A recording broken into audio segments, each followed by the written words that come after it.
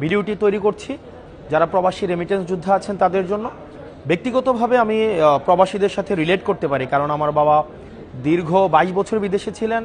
প্রবাসীদের যেই সংকট, যেই যাপিত জীবনের যে সংকট, সেটি আমার খুব কাছ থেকে দেখা। আমরা শুনেছি যে সারাদিন কষ্ট করা শেষে দেশের অর্থনৈতিক চাকাকে সচল রাখার জন্য প্রবাসীরা একটা রুমে এসে বা যখনই বন্ধুবান্ধবের সাথে দেখা হয়, দিন শেষে আলোচনার টপিক কিন্তু বাংলাদেশই থাকে। যে পৃথিবীর যে প্রান্তেই থাকুক না কেন, আলোচনার টপিক কিন্তু বাংলাদেশের সংকট আপনাদেরকে আমরা জানি তাড়িত করে, বাংলাদেশের সম্ভাবনা আপনাদেরকে আনন্দিত করে।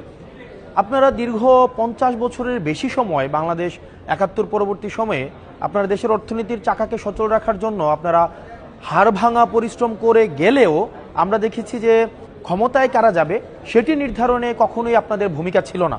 আপনারা কখনোই ভোটাধিকার প্রয়োগ করতে পারেনি। হাসিনা তো এমনিই যারা দেশে ছিল তাদেরও ভোটাধিকার দেয়নি, আর যারা বিদেশে